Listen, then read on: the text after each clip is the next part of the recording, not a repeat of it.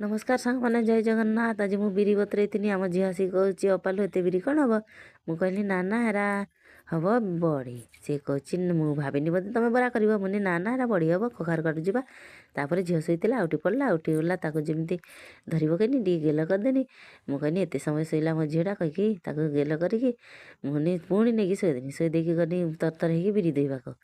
ବିରି ଧୋଇନି, ଯେତିକ ପାଣି ଥିଲା ଆଣିକି ଗୋରୁ କୁଣ୍ଡରେ ଢାଳିଦେନି। ତାର ଆଗରୁ ଯେତିକ ଚୋପା ବାହାରିଥିଲା ସେଇ ଚୋପା ସବୁ ଆଣିକି ଗୋରୁ କୁଣ୍ଡରେ ଢାଳିଦେନି। ତାପରେ ଭାବିନି ଲୋ ମା ଲୋ, ଆଉ ଗାଈଟା ତ ଛୋଟ ଛୁଆ ଦେଇଛି, ତା ପେଟ ବୋଧେ କ'ଣ ହବ, ଏତେ ବିରି ପାଣି ବିରି ଚୋପାରା ଖାଇବ ନା। ତାପରେ ତାକୁ ନାନୀକି ପଚାରିନି, ମାନେ କ'ଣ ହବ ନା ଲୋ ବିରି ଚୋପା ବିରି ପାଣି ଗୁରା ଖାଇନି? କହିଲା ନା ନା କିଛି ହବନି, ଆଣିକି ସବୁ ଦେଇଦିଅ। ତାପରେ ସବୁ ନେଇକି ଦେଇଦେନି।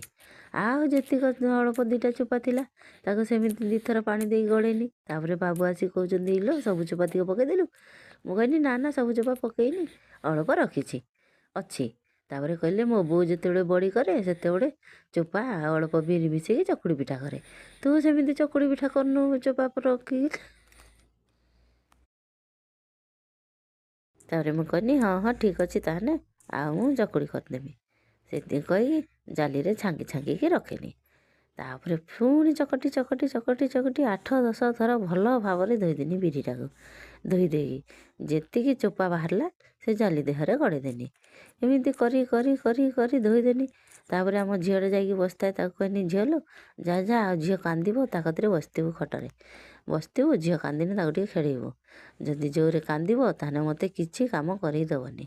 ଆଉ ଶୀଘ୍ର ନେଲେ ସିନା ପେଷେଇକି ରଖିବି, ଫୁଲିବ, ଫୁଲିଲେ ସିନା ବଡ଼ିଟା କାଲିକି ଭଲ ହେବ, ନହେଲେ ଭଲ ହେବନି। ସଜ ପେଷେଇଲା ବିରିଟା ଭଲ ହୁଏନି ବଡ଼ି। ସେମିତି କହିକି ଧରିକି ଆସିନି। ଆସିକି ଦେଖିନି ଝିଅଟା ଖେଳୁଛି ଯେମିତି ମୁଁ କହିନି ପେଷେଇ ଦିଏ, ଆଉ ପେଷେଇ ଦେଇକି ରଖିଦେଇ ସାରିକି ତାପରେ ଝିଅକୁ ଶୁଏଇଦେବି ଖୁଏଇ ଦେଇକି। ସେମିତି କହିକି ତାପରେ ଶୀଘ୍ର ଶୀଘ୍ର ଅଳ୍ପ ଅଳ୍ପ ଦେଇକିରି ପେଷେଇଦେନି। ପେଷେଇନି କାଠୁଆ କରିକି ପେଷେଇନେ ଭଲ ହେବ ବଡ଼ି, ନହେଲେ ପାଣିଚିଆ କରିଦେନେ ବଡ଼ି ଭଲ ହେବନି।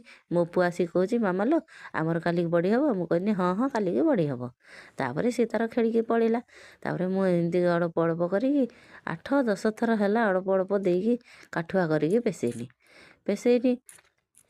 କଖାରୁ ତିକ ବି ସେମିତି ଅଳ୍ପ ଅଳ୍ପ କରିକି ପେଷେଇଦେନି। କରିଥାନ୍ତି ଯେ ବହୁତ ସମୟ ଲାଗିବ କହିକି ପେଷେଇଦେନି ଗ୍ରାଇଣ୍ଡରରେ, ଶୀଘ୍ର ସହଜ ହେବ। ସେଇଥିପାଇଁ ଗୋଟେ କପଡ଼ା ନେଇ ଆଇନି।